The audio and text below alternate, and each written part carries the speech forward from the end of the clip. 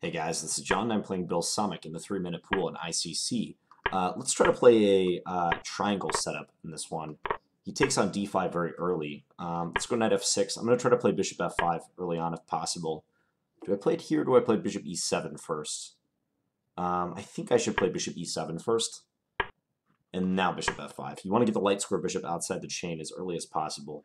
He can play bishop d3 and just kind of agree to the exchange of bishops, but this position is considered to be fine for black. I mean, white can go for the customary minority attack plan as he's doing with rook b1. But I think I'll play a5 and try to discourage b4. He can play a3 if he wants. Rook e8 makes sense. Rook e8, b4, a takes b4, a takes b4. And then I can decide if I want to put a stop to this plan. I could play knight b6, intending b5, c5. Let's just do this right away. We're talking about it. Also, I can play rook a3, by the way. Rook a3 in a bid to kind of pin his knight to his queen. Okay, do I do that or b5?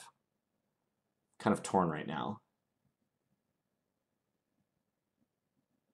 Because b5 weakens c6, but I gain this really nice stranglehold on the c4 square. So my main moves are knight b6, rook a3, or b5. Hard to say.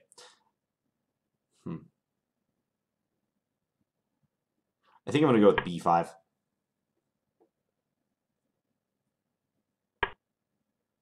All right, and he plays rook fc1. Knight e4 I could play.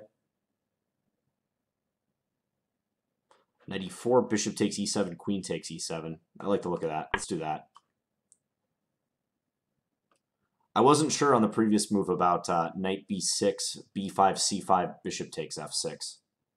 And my bishop might have been trying to do double duty, like guarding f6 and also guarding the c5 square. This is a pretty fundamental continuation, though, so I'll be interested to see what the computer says about it. But basically, having got rid of the light square bishops early on, what is this? Doesn't this lose a piece? Is he sacrificing? Wow. Okay, so he's going to go for 3 pawns. Don't think this is a good idea for him, but you never know. So if he takes b5, I'll play rook b8 and try to win this b4 pawn. All hands on deck to try to win b4. I didn't see that coming. He's just going to give this pawn to me? Stick with the rook.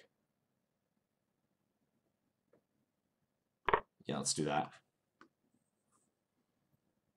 So, I mean, he has a D and E pawn for it and an otherwise solid structure, but I'm just up 1 point of material. I have a piece for 2 pawns.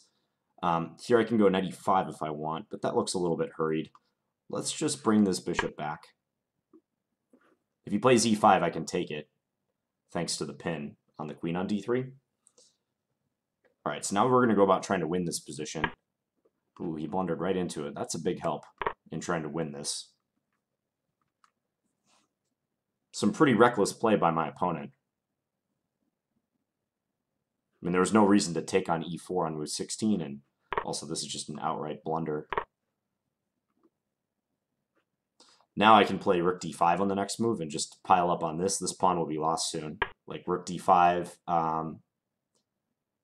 Guess I'll just go here. And then I can play like g6 and bishop g7. And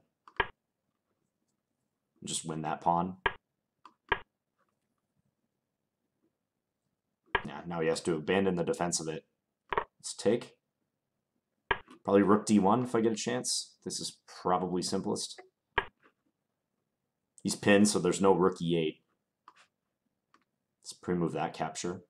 Check. I'm just going to come back and protect against any back rank business. He has nothing to show whatsoever for the piece. Check. The only scenario I have to be mildly concerned about is if I end up with an h-pawn against his... I can bully him with a trade here, by the way, too. If I end up with an h-pawn... Okay. against... just like none of his pawns, so like my h-pawn and dark square bishop and all his pawns are gone. That would be a draw because I have the wrong colored bishop. Well, my opponent pretty much gifted me that game at various times, but let's go back and take a look at it. So I was intending to get into like a triangle with e6, c6, because I had a request for the note boom variation on the channel. And the note boom could arise via a move order like this, where black delays knight f6, and after knight c3 grabs on c4, intending to try to hang on to this pawn. And this is a highly interesting line. So for instance, a4 trying to stop b5, bishop b4, e3, and then b5, leading to the note boom variation.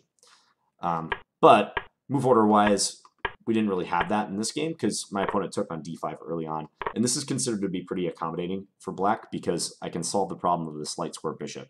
You want to get that light square bishop out as early as possible in these structures. So knight f6, bishop g5, bishop e7, e3. They could try queen c2 in an effort to discourage bishop f5, but I can even play g6 if I want and try to force the bishop to this square. That's fine. So instead, after e3, bishop f5, bishop d3, so we have a structure that's normal for a queen's gambit decline, but the absence of the light square bishops definitely favors black. So rook b1. Yeah, and I'll have to look up some games because I know there's several different approaches black can take here. I think playing a5 is a good idea to stop b4 for now. But of course, you can also let them play b4 if you want. Like rook e8, I'm sure, has been played, but I seem to remember a5 being the move in this position. a3, I'm just going to flick the engine on for a second. Yeah, rook e8 is almost always helpful because there's a half-open e file we have to work with, and we're going to stick this knight in on e4. So b4, a takes b4, a takes b4, and b5. Yeah, I thought about knight b6. This is often a move you can do as well to kind of zero in on this square. But after b5, the typical idea is to play c5, but I noticed that my bishop was overloaded. It's trying to defend both of these points. The computer seems to think that that could give some advantage. I mean, I was thinking this, and then take c5. Yeah, that does seem to lead to some advantage. I might have to rely on short-term tactics to try to get play. But I bet he could also take on c5 and, yeah, probably go down this road too. Might just lose a pawn, actually. Because if I take with the queen trying to avoid pawn structure damage, he wins this pawn. So I'm glad I didn't play that. Rook a3 was another strong candidate move, just pinning here, and that could even strengthen the knight e4 thrust when we play it. But I played b5. This weakened c6, but without much firepower to assault that pawn, I feel pretty safe. Like knight e5 is not possible. I mean, I can just trade the knight if he comes in. He played rook fc1, which makes a lot of sense. But after knight e4, I'm feeling good. He took in the game, and I guess the computer doesn't hate this idea. I was just surprised. I mean, it's showing 0.00, but really black is the only one who can win here because I can blockade this b pawn easily. And if I win that b pawn, definitely black's the only one with winning chances. I mean, if I were white, I would have just taken on e7. Queen takes, then maybe played something like knight d2. I don't know. The computer really likes this for black, though. This is kind of the long-term goal. Get the knight in on b6, and if white's attack stalls, and he's unable to attack c6, and he's having a hard time pushing e4 too, then very likely white will just be worse because he has this weakened b pawn, and black has control of the file. White has a hard time disputing the a file because queen takes b4 is a constant threat. The rook on b1 needs to stay guarding that pawn. But still, I think taking on e7 is probably the best move. The course of the game looks pretty depressing for him. And by the way, if he inserted bishop takes e7 here, I can just take with the queen, and I'm doing even better than the game because he won't even get 3 pawns for the piece.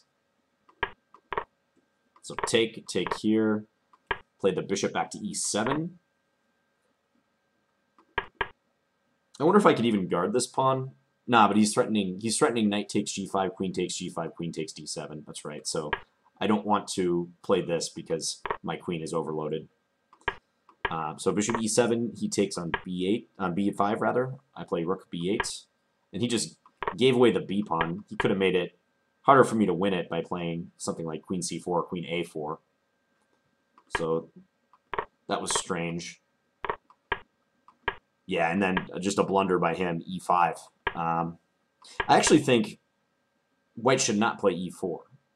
If he wants to make it as difficult as possible for me to convert this position, he probably should leave the pawn structure more or less static. Maybe play g3 or h3, but that's about it. I wouldn't touch these pawns anymore. Like, say he plays g3. Now, his structure is really hard to take down because he has two weaknesses, basically, at h2 and f2, and they're very close to his king. They're very deep in his position. They're easy to defend for him for now. But when he plays e4, like suddenly d4 and also the e4 pawn are not that well defended, whereas in sticking with the chain right here, I would have a much more difficult task in destroying the structure. So I was happy to see e4. I think that makes my task easier. Bishop f8, this is just a move to secure the bishop, get it out of the way.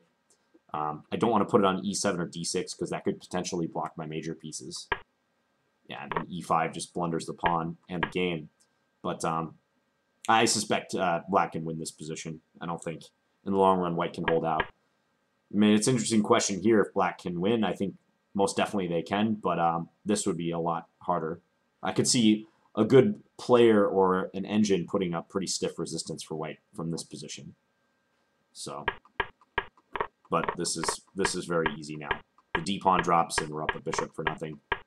Check. And like I said, the only scenario that we would have to be concerned about is if we end up with only an h pawn and the bishop remaining, because this is a light square and we have a dark square bishop. So if white's king were to sit on h1 and just wait, his king versus my king, bishop, and h pawn, that would be a draw, but I'm not going to let it get to that point.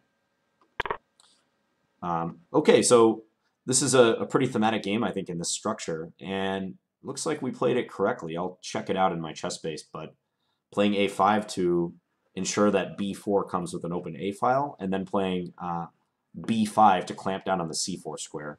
The times that this move is best played are when the c6 pawn is not too weak and white can't attack it so easily, and also when you have good chances to go knight b6 to c4.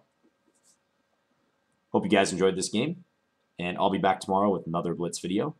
Thanks for watching, guys. Bye.